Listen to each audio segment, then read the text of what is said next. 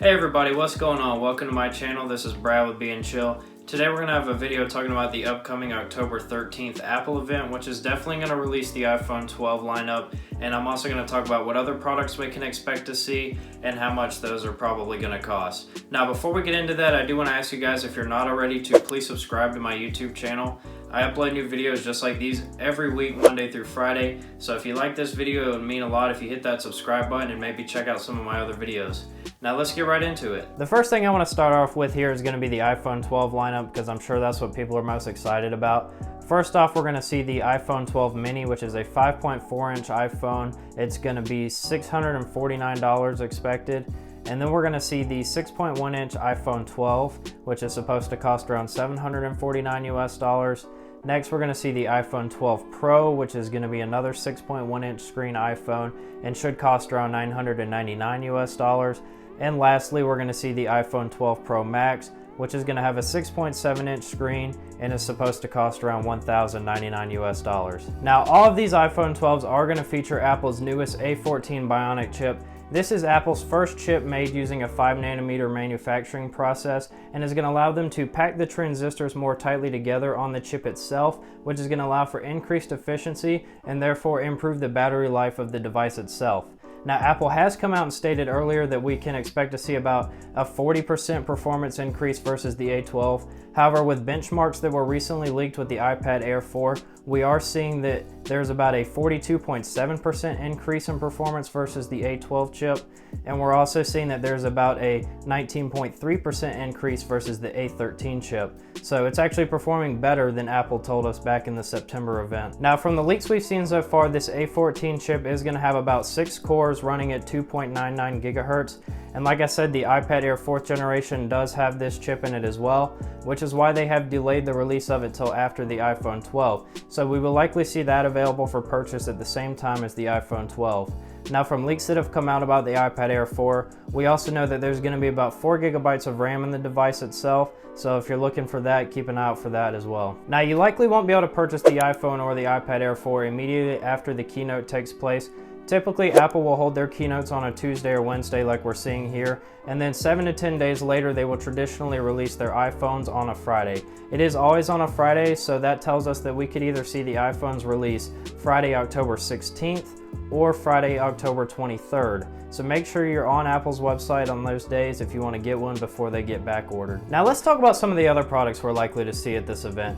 News has just broken that Apple has removed all Bose, Sonos, and Ultimate Ear speakers and headphones from their store, leaving just the Apple and Beats branded stuff.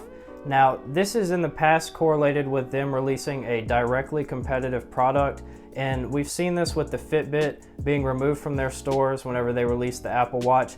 So we can definitely guarantee that there's going to be some sort of headphone or speaker system or both releasing. Now let's dive right into the HomePod first. I do believe that they're going to update the HomePod at this event. They're going to release probably a HomePod 2, which is going to have improved speakers and subwoofers, as well as a faster chip and maybe new sensors to allow for the use of gestures and maybe even Face ID from some rumors we've been seeing. I also believe that they could be releasing a HomePod Mini, which is a long-awaited smaller version of the HomePod, and will likely contain many of the same features, but just have a smaller footprint and maybe a little bit quieter than the bigger version. Now, I do expect that these are going to cost around $300 for the HomePod 2, which is about in line with the original HomePod, and I anticipate that the HomePod Mini is going to come in at around $200 US.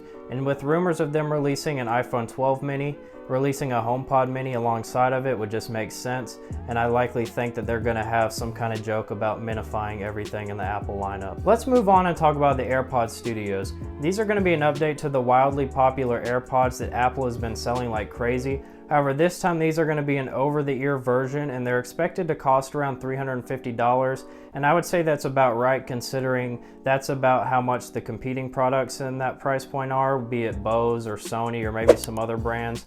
And we're probably going to see the U1 chip inside of these, which is going to allow for gestures and things like that on the side of the headphones, as well as powerful active noise canceling paired with Apple's great sound quality. If you've heard the iPhone speakers, the MacBook speakers, Apple's very well known for their sound quality, and I don't think that these are going to disappoint, especially after they acquired Beats and are likely using some of that technology in their own products. One wildcard product that does have a chance of releasing at this event would be the AirTags. This is going to be a Bluetooth-like tracking device similar to the Tile that exists on the market today.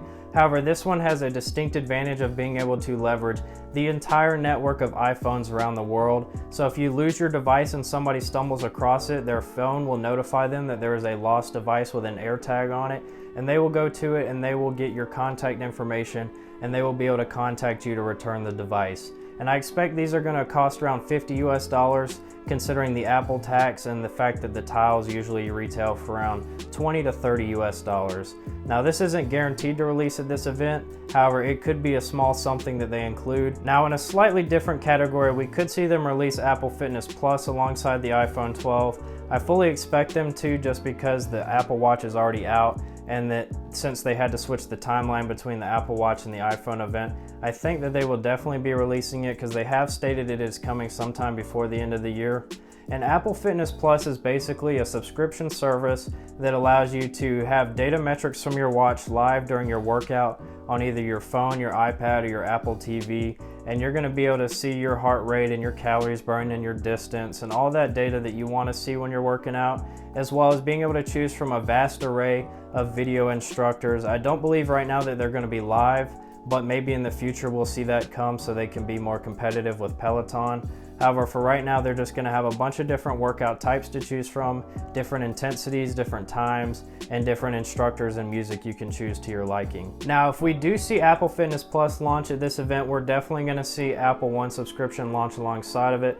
This is basically a bundle that encapsulates all the 6 Apple services into one neat package, and which is going to allow you to get them all under one monthly payment and attempt to save money.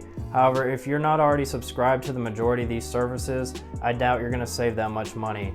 Now, you can do the math for yourself. There will be people out there that are going to have these subscriptions already, and it will definitely be good for them, especially if you take advantage of the family bundles, which are going to allow you to share it with up to 5 people, I think. And this is going to give you access to Apple Arcade, Apple TV Plus, iCloud, Apple Music, Apple Fitness Plus, and Apple News Plus. So if you think you're going to use those, you should really take a look at the Apple One subscription. It might save you some money and you can cancel your Spotify or some other service. A lot of people have been wondering whether or not we're going to see an update to the Apple TV launch at this event.